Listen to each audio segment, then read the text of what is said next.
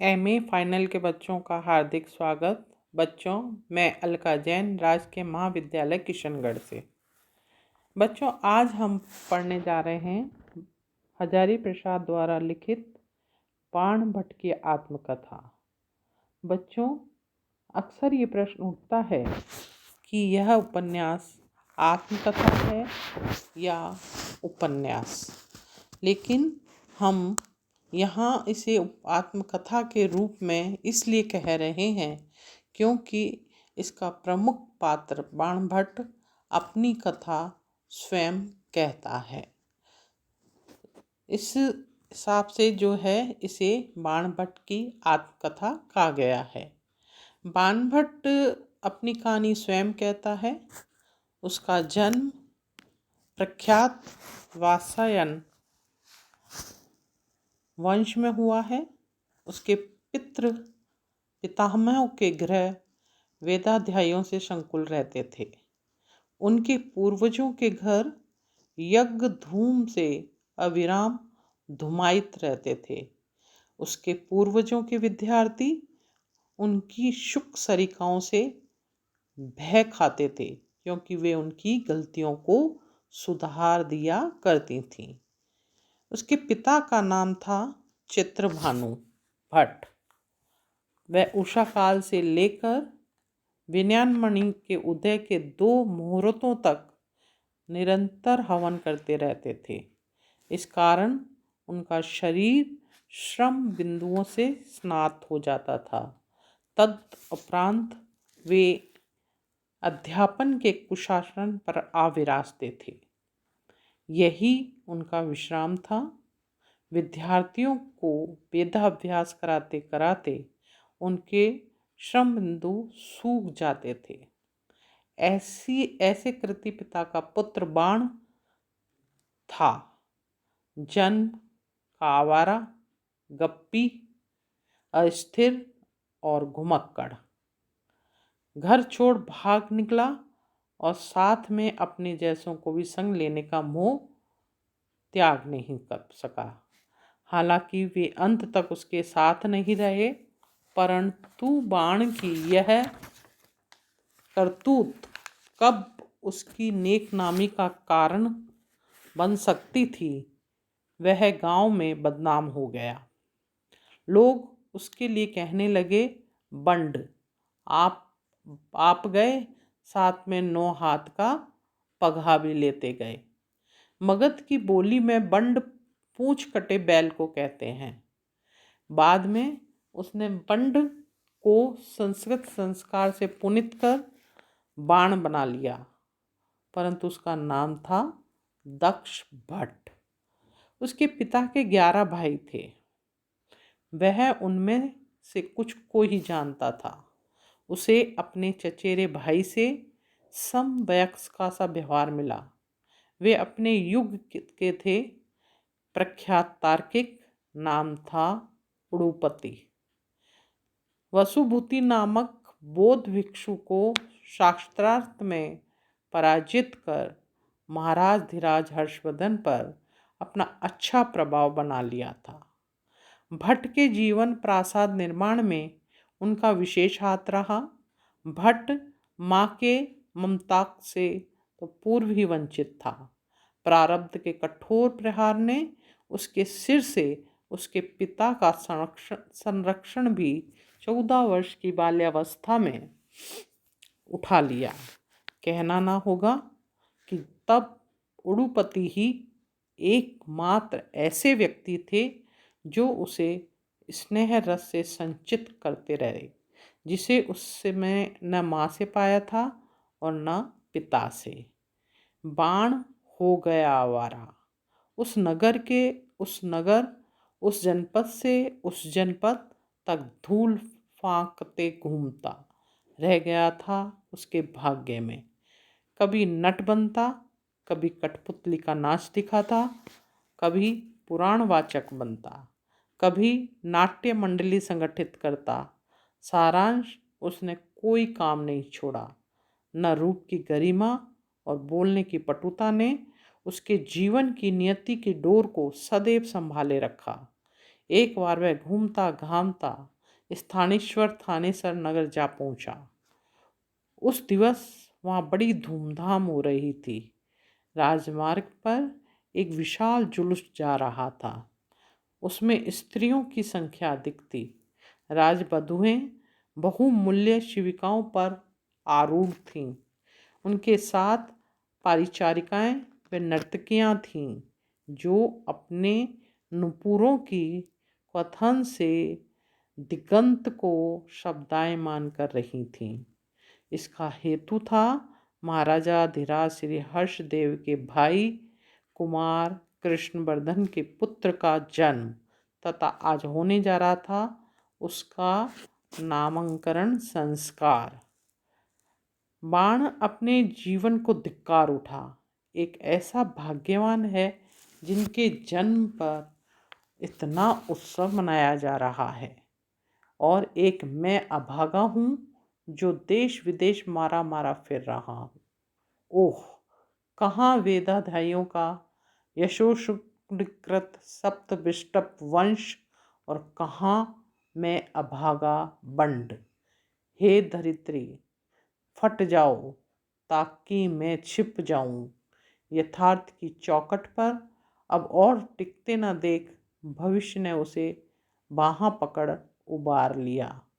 वह कुमार कृष्णवर्धन के पुत्र जन्म के शुभ अवसर पर उसे बधाई देने को तैयार हो गया। वह एकचित्त हो आज से अपनी लंपटता की बदनामी धो डालने को प्राण प्रण से सन्नद्ध हो, पर भाग्य को कौन बदल सकता है। विधि की प्रबल लेखनी से जो कुछ लिखा गया है उसे कौन मिटा सकता है। अदृष्ट पारावार को उलीझने में अब तक कौन समर्थ हुआ है। अतः जो होना था वह हो गया, और जो होना चाहिए था वह न हुआ। यही उसके भाग्य की नियति है, और यही इस उपन्यास की मनस्थिति है, जो समूचे उपन्यास के बाह्य अंतरंग परिवेश की अनुगूंज बन जाती है। और फिर प्रारंभ होता है द्वितीय उच्छ्वास। रंगीन विचारों के समान क्षिप्रदर गति के साथ बाण के पांव भी तेजी से डग भरते उठ रहे थे। उसे बधाई देने जो पहुंचना था, न जाने उसे किससे पुकारा। वह पीछे मुड़कर देखने लगा। एक नाती कमनीय रमणी उसे पुकार रही थी। वह रमणी एक पान की दुकान पर बैठी थी। उसने पास आकर देखा। उसमें आकर्षण था, आसक्ति नहीं थी, ममता थी, मोह नहीं था। उसकी आंखें किसी परिचय की खोज में डूबी हुई थी। उसने कहा, बाण। सहसा बाण के मुख से निकल पड़ा, न्यूइना, न्यूनिया। तू। न्यूनिया उसका प्रकृत नाम था, और उसके नाम का संस्कृत संस्कार हुआ था निपुणिका नाम से। वह समझ जाती थी, परंतु गुप्त सम्राटों ने उनके पूर्वजों को अपने यहाँ नौकरी देकर उनकी सामाजिक प्रतिष्ठा को ऊपर उठा दिया था। वे अब अस्पृश्य नहीं समझी जाती थीं। उसका विवाह किसी कांदविक वेश्य के साथ हुआ, परंतु एक वर्ष के अंतर में वे विधवा हो गई। घर वालों से तंग आकर वे घर से भाग खड़ी हुई। उज्जैनी में सर्वप्रथम बाण से उसकी भेंट हुई। बाण ने उसे अपनी मंडली में शामिल कर लिया। बाण की स्त्रैण संबंधी धारणा ऐसी स्त्रियों के प्रति इस प्रकार थी। साधारणतः जिन स्त्रियों को चंचल और कुलभ्रष्टा माना जाता है, उनमें एक देवी शक्ति भी होती है। यह बात लोग भूल जाते हैं। मैं नहीं भूलता। मैं स्त्री शरीर को देव मंदिर के समान पवित्र मानता हूँ। अतः उसकी मंडली की स्त्रियों का समाज में यथोचित सम्मान था। बाण का लिखा प्रकरण खेलने की तैयारी की गई थी। न्यूनिया इसकी प्रमुख नायिका के रूप में रंगमंच पर उतरी। परम भट्टारक भी उसे देखने पधारे थे। न्यूनिया ने अपना कमाल दिखाया। सामाजिक भूयो भूय साधुवाद ने दे उठे। 5 घंटे में नाटक समाप्त हुआ। परम भट्टारक ने बाण को राजसभा में आने को कहा। बाण का भाग्य प्रसन्न था। उसे राजा से पुरस्कार मिलने वाला था, परंतु उस रात न्यूनिया मंडली छोड़कर न जाने कहाँ गायब हो गई। बाण ने उसे ढूंढ निकालने का लाख प्रयत्न किया, पर वह न मिली। निराश होकर बाण ने 5 दिन के अनंतर की यह नाटक मंडली तोड़ दी। अचानक आज वह न्यूनिया को पुनः पाकर आश्चर्यचकित हो उठा। न्यूनिया बाण को खोने के पश्चाताप के लिए आंसू ढरकाकर उठी और रोती रही। बाण के शंका संकुल मन से न रहा गया। वह पूछ बैठा, तू क्यों चली आई? अब तक कहाँ रही? मुझे लगता है कि मैं ही तेरे समस्त दुखों की जड़ हूँ। एक बार तू अपने मुख से कह दे कि यह बात गलत है, मैं निर्दोष हूँ। निपुणिका ने कहा, हाँ भट्ट, मेरे भाग आने का कारण तुम ही हो, परंतु दोष तुम्हारा नहीं है, दोष मेरा ही है। उस अभिनय की रात को मुझे एक क्षण के लिए ऐसा लगा था कि मेरी जीत होने वाली है, परंतु दूसरे ही क्षण तुमने मेरी आशा को चूर कर दिया। जिस क्षण मैं अपना सर्वस्व लेकर इस आशा से तुम्हारी ओर बढ़ी थी कि तुम उसे स्वीकार कर लोगे, उसी समय तुमने मेरी आशा को धूलिसात कर दिया। तब से वह समझने लगी कि बाण के भीतर न देवता है न पशु है, एक अडिग जड़ता। यहाँ न्यूना की मुस्कान बिकती थी, पान कम। आज वह बाण का आश्रय छोड़कर चले आने के लिए पश्चाताप करने लगी, परंतु साथ में बाण को अपने से दूर रहने को भी वह कह उठी, क्योंकि वह बाण को अपने साथ उस नरक में नहीं घसीटना चाहती थी, और बाण था कि उसे छोड़कर जाना ही नहीं चाहता था। अतः उसने दुकान बंद कर बाण को अंदर चलने का संकेत किया। स्नान करके महावरा के सामने ऊंधे गले से वह श्रुत पाठ करने लगी। वह पूजा करके उठी। जब उसने देखा कि बाण उसकी सहायता करने की ठान चुका है, तब उसने उससे कहा, छोटे राजकुल में से एक लक्ष्मी का उद्धार करना होगा, और वह भी मेरी सखी बनकर। बोलो मंजूर है? उसे बाण ने अपनी सहमति दे दी। इस तरह बाण कृष्णवर्धन को बधाई देने ना जा सका। और फिर हमारा आगे प्रारंभ होता है तृतीय उच्छ्वास, यानी तीसरा अंक।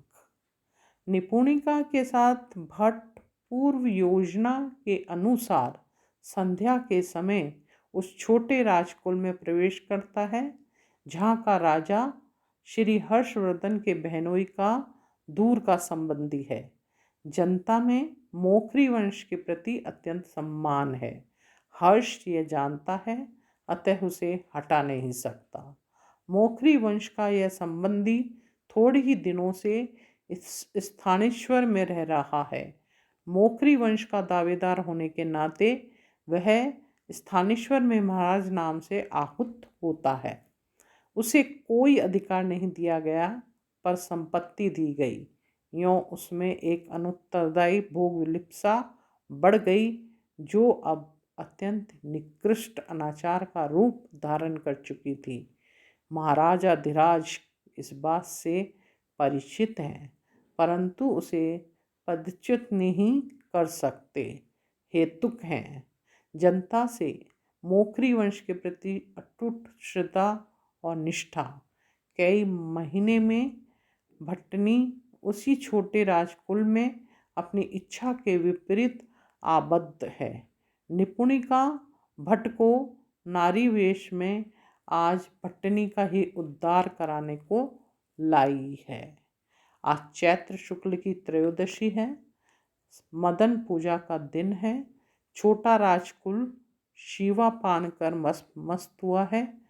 इधर नई बहू को प्रमद वन में ले जाने के लिए महाराज ने रत्नहार का पुरस्कार घोषित किया है। यह नई बहू है, वही राजकन्या भट्टिनी। यहीं आर्य वाश्रय मिलता है, अन्य सखियां मिलती हैं। अंत में वे दोनों उस स्थान पर पहुंच जाते हैं जहां भट्टिनी रह रही है। माँ भरा की पूजा में तल्लीन है। पूजा समाप्त होती है। निपुणिका भट्टिनी से कुछ बात करके घर के बाहर बैठा चावड़ धारणी को पुकार कर कहती है, हज्जे भाभ्रव्य से कह दे कि नई बहू को प्रमद वन में चलने को निपुणिका ने सम्मत कर लिया है, वे आ रही हैं। प्रमद वन के द्वार पर वे तीनों पहुंचते हैं।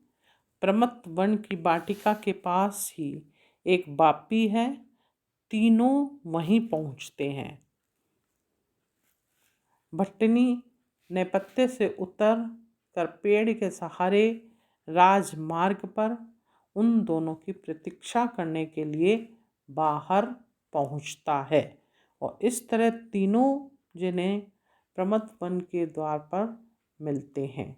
आगे हम अगले अंक में पढ़ेंगे। तो आज का व्याख्यान यहीं समाप्त होता है। अगले व्याख्यान में, अगले कालांश में हम पढ़ेंगे चतुर्थ उच्छ्वास। धन्यवाद।